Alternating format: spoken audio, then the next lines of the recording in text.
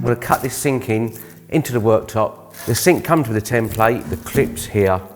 By the time they clip on, it can end up being a little bit tight. Some people would use a jigsaw for this. What's wrong with the jigsaw? So jigsaws are fine, but personally, if I'm going to cut a straight cut, I prefer my track saw for a few reasons. One, once I lay the guide rail down and slide the saw along, then I'm not going to scratch the worktop, and I'm going to get a nice dead square cut. Some jigsaws, they can cut slightly out of square and a little bit of wander.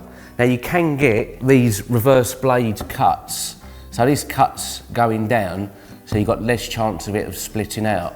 I've marked this out with the worktop template they supplied, but I'm actually going to come in a little bit from my lines. So I'm going to do my cuts first, then I'm going to drill the corners. Right, another thing with the track saw, although I've got my marker line now, I can now check it for parallel. So 350, I'm quite happy with that. That's going to be my cut.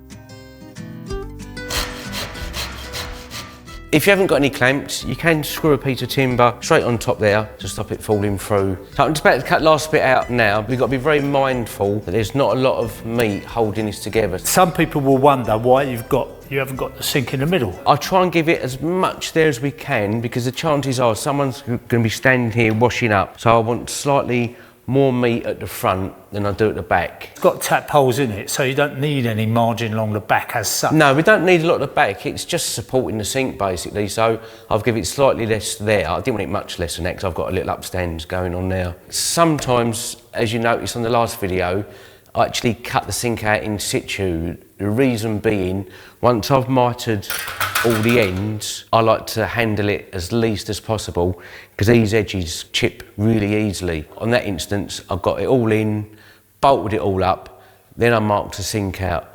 But on this one, because the sink's quite tight to the wall and I've got Roger to help me pull it in, we've decided to pull it out.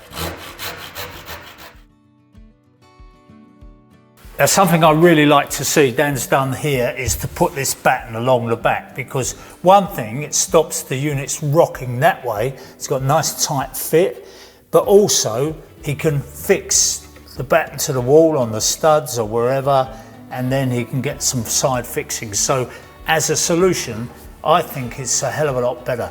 And the other reason that I like it is because he's got that cut edge there, and it's quite likely that the cut edge will not be supported by this. So it'll be supported there and there, but it'll have nothing on the back. So having that there is absolutely priceless. It means there's no chance of it dipping down, because when they dip down, when you get a bit of deflection in the sink, that's where you get the seal breaking down, that's where you get the water seeping through, and that's where you get the rot in your worktop. So some of them only last 3 or 4 years before they're sagging. Once they sag, you've had it. Just doing that, very, very simple thing. Little bit of roof batten, you'll be good for 20, 30 years. So, oh, there we go, look. There's a little bit of play, so we can just get, hopefully, they'll just get the clips on there. The other thing that I always do is I smear some silicone around the raw edge, so that if any water does happen to seep through the sink, it will stop this swelling up and rotting. That way. That's beautiful.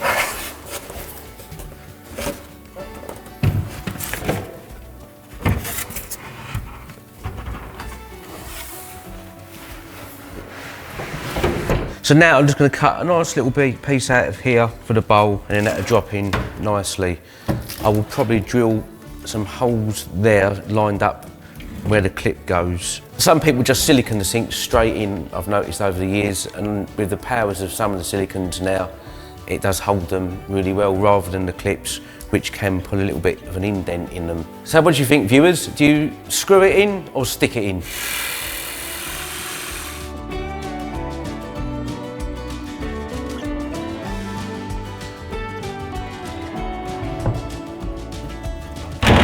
Thanks, Dan. If you like this video, please give it a like and watch some more of Dan Cox's videos. The more you watch, the more we can produce, and we'd love to grow the channel, so come on.